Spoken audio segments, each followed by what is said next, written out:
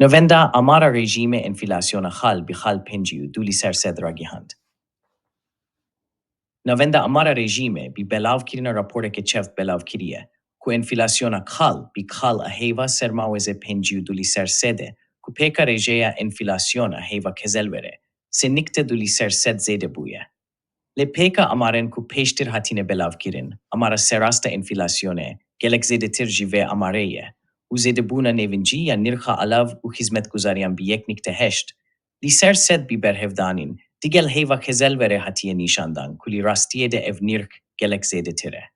Tevî ku ev rapora navenda amara rêjîmê, hevdem digel budceya pêşniyarkirî bo meclîsa rêjîmê ye, lê rêceya budceya pêşniyarkirî bo sala 1450 rojî bi tenê 28, lî ser sed zêtir ji budceya sala 1404 rojî ye.